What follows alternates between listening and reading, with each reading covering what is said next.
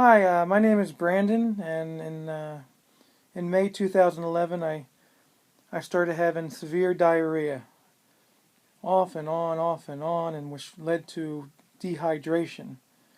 And then I started noticing blood in my stool, and from there I went to the hospital, and that's where the doctors told me that I had what is called C-diff, which is a virus that is a like bad bacteria. You have good bacteria and you have bad bacteria.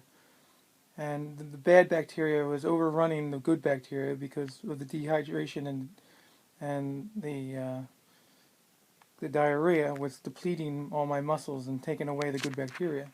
And suddenly I was bedridden in the hospital for a number of weeks with bleeding, and they put me on antibiotics, vancomycin and Flagyl, and I was still bleeding, and they put pretty much a scope in there to find out what was going on. And they found out that the virus, the C. diff virus, created was known as indeterminate colitis.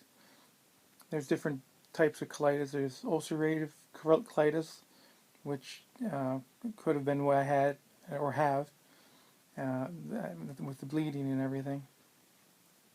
And then there's other types of colitis, but this caused me to get very weak, and suddenly my muscles were depleted, and I was suddenly getting really my heart was beating way too fast, up to, and they told me 200 beats per minute. Now the average person has like 60 to 70 beats per minute, and if I stood up, suddenly I had anywhere from 100 beats per minute to 200 beats per minute, and needless to say, I got very weak, and I couldn't stand up for more than 5 minutes, and I still can't stand up for more than 5 minutes. But the reason why is because I kept getting C. diff, on and off, on and off, on and off. And then mixed with C. diff, I got other medical complications from all the drugs they were giving me. I've taken, and I'm still taking, prednisone, which is a steroid, which causes many problems, which I was just diagnosed with osteoporosis because of it, because I've been on it for 2 years now. And also I have off and on thrush, which is this kind of a yeast thing in my mouth, which causes me to have no appetite whatsoever, and causes this like layer of yeast on my tongue, and I had to take different types of medicine for that, which is like nystatin. I had to take this several times a day, and there's a pill form that I've been taking to take care of it. But because of all this, I lost a lot of weight. When I first went to the hospital, I was 220 pounds.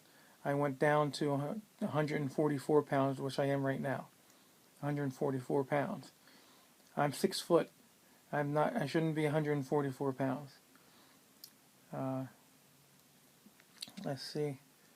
The other complications started to happen as the days and the weeks went by, because I was bedridden.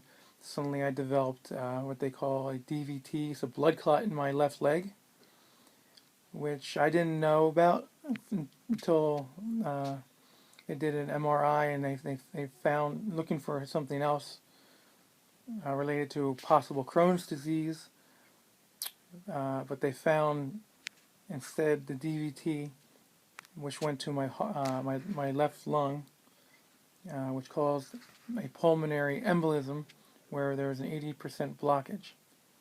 So now I'm forced to take a needle twice a day in my stomach, which is it's a blood thinner to prevent any further blood clots. And suddenly I'm taking all these other different types of medicine. They want to keep me on the blood thinning medicine until I get stronger, but I'm not getting stronger because I still have on and off C-diff.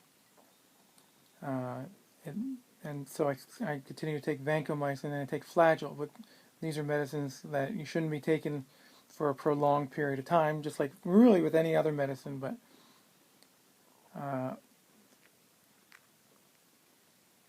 I'm now also taking for my my heart rhythm, inappropriate sinus tachycardia, they call it, propranolol. I take that once a day, and I'm going to be taking these pills, ton of pills here.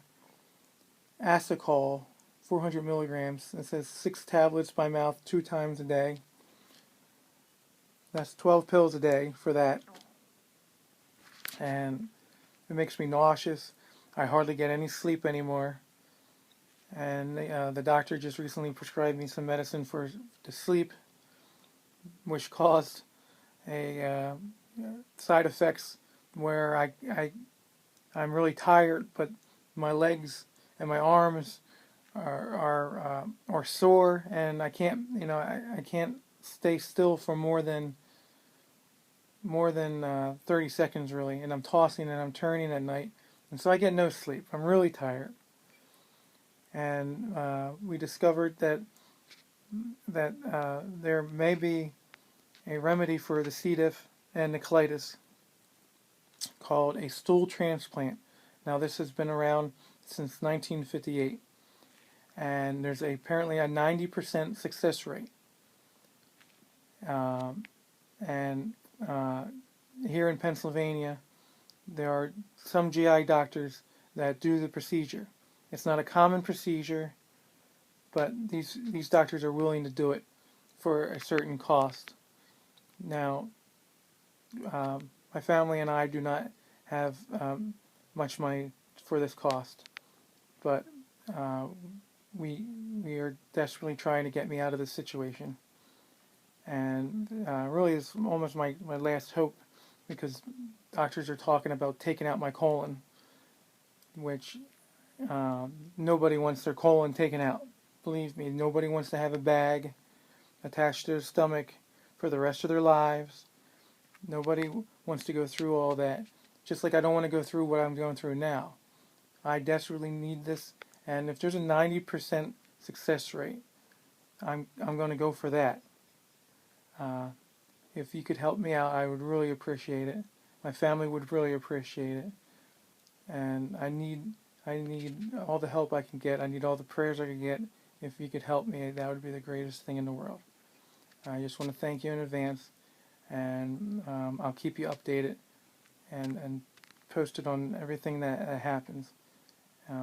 Please help me, and I want to thank you again. Thank you.